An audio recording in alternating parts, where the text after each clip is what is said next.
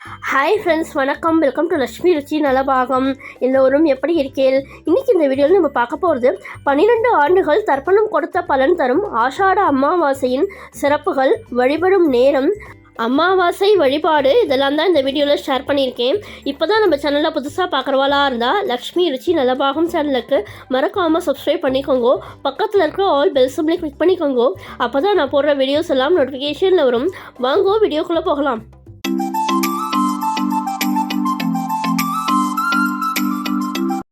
ஒவ்வொரு மாதமும் அமாவாசை நாள் வருவது வழக்கம். குறிப்பாக ஆடி அமாவாசை, தை அமாவாசை ஆகியவை மிகவும் முக்கியமான நாளாக உள்ளது. அதேபோல் திருவாதிரை நட்சத்திரத்தில் வரும் ஆனி மாத அமாவாசை அன்று முன்னோர்களுக்கு தர்ப்பணம், திதி முதலானவற்றை தவறாது செய்ய வேண்டும். அதனால் பித்ருக்களின் பசியும் தாகமும் நிவர்த்தியாகும் என்கிறது சாஸ்திரம். அமாவாசை அன்று நதிக்கரையிலோ கடற்கரையிலோ முன்னோரை நினைத்து சிறிது எள்ளும் தண்ணீரும் இறைத்து தர்ப்பணம் செய்தாலே அவர்களது தாகமும் பசியும் அடங்கிவிடும் என்று கூறுகின்றன புராணங்கள். இறந்த முன்னோர்களின் மனம் குளிர அன்னதானம், வஸ்திர தானம், பழ வகைகள் தானம் போன்றவற்றை செய்தல் நன்மை பயக்கும். அல்லது சூரிய பகவானை வணங்கி கிழக்கு பக்கம் நின்று வலது கையில் எள் எடுத்து பின்பு தூய பாத்திரத்தில் தூய நீரை எடுத்து சூரியனை பார்த்து இறந்த முன்னோர்களை நினைத்து பெயர்களை கூறி எள் மீது நீர் விட்டு கீழே உள்ள பாத்திரத்தில் விட வேண்டும். பின்பு அந்த நீரை கடல், ஆறு, ஏரி, குளம் பகுதிகளில் விடலாம். அந்த வகையில் இந்த ஆனி மாதம் வருகின்ற அமாவாசைக்கு ஆஷாட அமாவாசை என்று பெயர். இந்த ஆனி மாத அமாவாசை என்று முன்னோர்களுக்கு தர்ப்பணம் கொடுத்து வழிபட்டால் குடும்பத்தில் சுபிக்ஷம் பெருகும் என்பதும் நம்பிக்கை.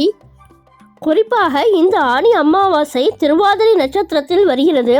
இதனால் இந்த அமாவாசையில் முன்னோர்களுக்கு தர்ப்பணம் கொடுப்பதால் 12 ஆண்டுகள் தர்ப்பணம் கொடுத்த பலன் நமக்கு கிடைக்கும் என்றும் கோவில் குருக்கள்கள் நமக்கு தெரிவிக்கின்றனர்.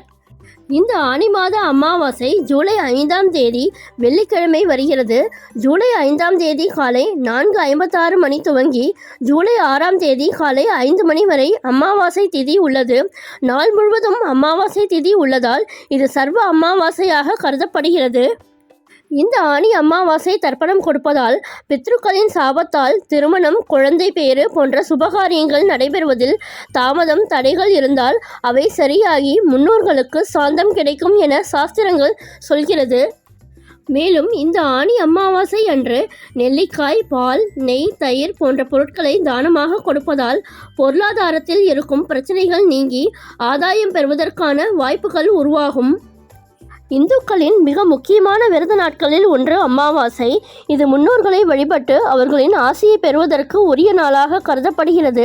அமாவாசை அன்று இறந்து போன நம்முடைய முன்னோர்களை நினைத்து பித்ருலோகத்தில் இருக்கும் அவர்களின் ஆத்மா மனநிறைவு அடையவும் அவர்கள் நற்கதி அடையவும் வழி செய்வது பூலோகத்தில் நாம் செய்யும் தர்ப்பணம் ஆகும்.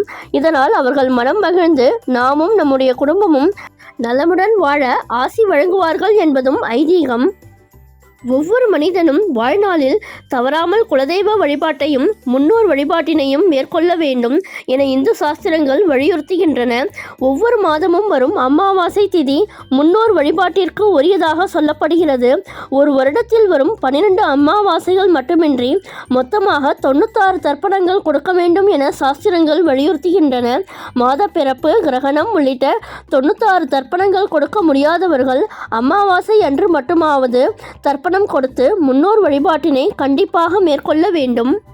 ஆனி அமாவாசையின் சிறப்புகளை பற்றி இப்போது பார்க்கலாம். அனைத்து அமாவாசைகளும் முக்கியமானவை என்றாலும் அவற்றில் தை, ஆடி மற்றும் மகாலய அமாவாசை ஆகியன மிக முக்கியமானதாக சொல்லப்படுகின்றன. இதேபோல் ஆடி அமாவாசைக்கு முன்பு வரும் ஆனி அமாவாசையும் சிறப்பு வாய்ந்ததாகும். உத்திராயண காலம் எனப்படும் தேவர்களின் பகல் பொழுதின் நிறைவாக வரும் மாதமே ஆனி மாதம் ஆகும். அடுத்து வரும் ஆடி மாதம் துவங்கி அடுத்த 6 மாதங்கள் தக்ஷியாயன காலம் துவங்கிவிடும். தேவர்களின் இரவு பொழுதான தட்சிணாயன காலத்தில் நம்முடைய முன்னோர்கள் பித்ருலோகத்தில் இருந்து பூமிக்கு வந்து நம்மை காப்பதாக ஐதீகம். அதனால் முன்னோர்களை மகிழ்வுடன் வரவேற்று அவர்களின் ஆசியை பெறுவதற்கான மாதம் என்பதால் ஆனி அமாவாசை மிகவும் முக்கியமானதாக கருதப்படுகிறது. அமாவாசை திதி அன்று அதிகாலையிலேயே ஆறு, குளம், கடல் போன்றவற்றில் புனித நீராடிவிட்டு சூரிய உதயத்திற்கு பிறகு முன்னோர்களுக்கு தர்ப்பணம் கொடுக்க வேண்டும். இந்த ஆண்டு வெள்ளிக்கிழமையுடன் இணைந்து அமாவாசை வருகிறது. வெள்ளிக்கிழமை காலை 10:30 முதல் 12 வரை ராகுகால நேரமாகும். ராகு காலத்திலும் உச்சி பொழுதிற்கு பிறகும் தர்ப்பணம் கொடுக்கக்கூடாது என்பது விதி. அதனால் முன்னோர்களுக்கு தர்ப்பணம் கொடுப்பவர்கள் காலை 10:30 மணிக்கு முன்பாக தர்ப்பணம் கொடுத்து விடுவது சிறந்தது. அமாவாசை வழிபாடு எப்படி வழிபட வேண்டும்? ஆனி அமாவாசை தினம் திருவாதிரை நட்சத்திரத்துடன் இணைந்து வருகிறது. ஜூலை 5ஆம் தேதி காலை 4:35 மணிக்கே திருவாதிரை நட்சத்திரம் துவங்கிவிடுகிறது. திருவாதிரை நட்சத்திரம் சிவனுக்குரிய நட்சத்திரம் என்பதால் இந்த நாளில் முன்னோர் வழிபாட்டுடன் சிவ வழிபாட்டினையும் மேற்கொள்வதும் சிறப்பானதாகும். முன்னோர்களுக்கு தர்ப்பணம் கொடுத்து முடித்தவுடன் அருகில் சிவன் கோவில் இருந்தால் அங்கு சென்று வழிபட்டு விட்டு பிறகு வீட்டிற்கு வர வேண்டும். காகத்திற்கும் முன்னோர்களுக்கும் உணவு படைத்து வழிபட வேண்டும். அமாவாசை அன்று யாருக்காவது உணவு தானியங்கள் ஆகியவற்றை தானமாக வழங்குவது சிறப்பானதாகும். இந்த அமாவாசை சிறப்பு வீடியோ பிடிச்சிருந்தா உங்கள் ஃப்ரெண்ட்ஸ் அண்ட் ரிலேட்டிவ்ஸோட ஷேர் பண்ணிக்கோங்க.